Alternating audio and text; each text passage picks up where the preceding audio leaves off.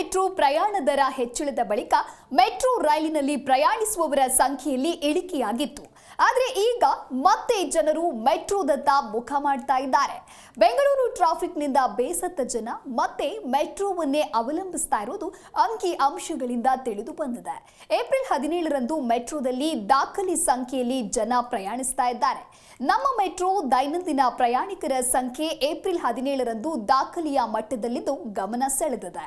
ಹಲವು ನಿಲ್ದಾಣಗಳಿಗೆ metro ticket ದರ ದುಪ್ಪಟ್ಟು ಹೆಚ್ಚಾದ ಹೊರತಾಗಿಯೂ ದಾಖಲೆಯ ಸಂಖ್ಯೆಯಲ್ಲಿ ಜನ ಪ್ರಯಾಣ ಮಾಡಿರುವುದು ಅಚ್ಚರಿ ಮೂಡಿಸಿದೆ.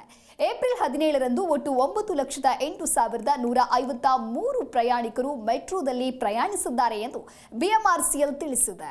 ಟಿಕೆಟ್ ಬೆಲೆ ಏರಿಕೆಯ ಬಗ್ಗೆ ಸಾರ್ವಜನಿಕರ ಆಕ್ರೋಶದ ಹೊರತಾಗಿಯೂ ಬೆಂಗಳೂರು ಟ್ರಾಫಿಕ್ ಸಮಸ್ಯೆಯಿಂದ ಬೇಸತ್ತ ಲಕ್ಷಾಂತರ ಬೆಂಗಳೂರಿಗರು ಮೆಟ್ರೋವನ್ನೇ ಆದ್ಯತೆಯ ಸಾರಿಗೆಯನ್ನಾಗಿ ಬಳಸ್ತಾ ಇದ್ದಾರೆ.